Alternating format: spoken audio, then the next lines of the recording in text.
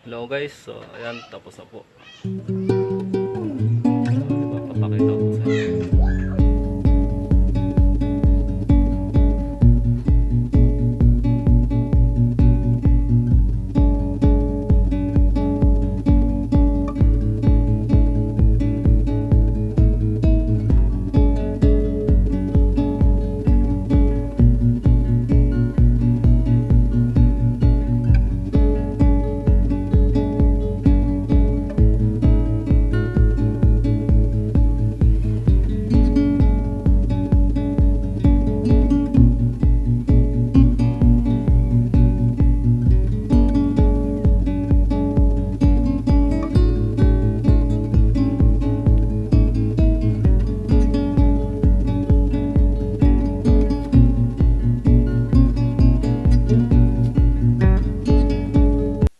Hello guys, ang una lang gagawin dito guys pag nagtatanim, lagyan muna ng lupa pero dandahan lang kasi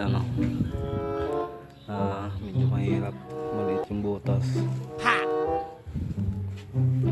Ano mo yung size ng kawayan guys, siguro mga 6 inches. Tapos pag may lupa na siya, yan, tusok na rin guys. Yan sa butas. Kailangan magaling kang magtusok. Kailangan magaling kang pumasok. Nabali. Yun. Ganon. Yan na guys. Tapos na po siya. Yan po yung bulaklak niya guys. Violet. Oh, di ba? Wow. So pwede na to sa 250 guys. Kasing work. Mahigit isang buwan na. My goodness. So ito hindi ko pa rin nabibenta. What the heck? Ito hindi ko pa rin nabibenta. Wala nang pera guys, wala nang pambiling gatas, bilhin nyo na. Nasa pala guys, nasa baba yung yung details ko. Kung gusto niyo akong i-PM, pwede po, nandiyan po sa description ng videos yung Facebook account ko. Pangasinan location po, free delivery. Kung gusto niyo pang bilhin. 250 po yan guys, isa.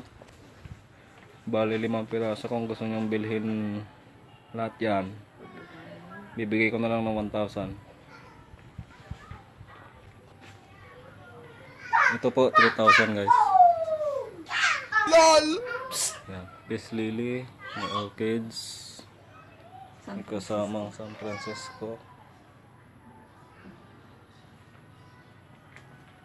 So bali lahat yung gawa ko, pati yung mga paso.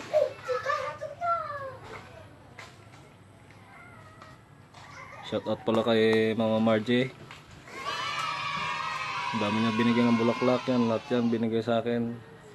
Hiningi ko po, di ba? Kapal ng mukha di ba? Hanggang po sa guys, kapal ng mukha. Bali itong mga pislili na to nagkakahalaga ng hindi bababa ng 200 isa.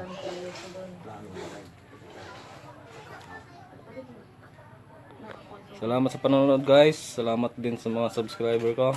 Thank you po. So ito pala guys, biyanan ko guys. Sana gumagawa siya ng plano.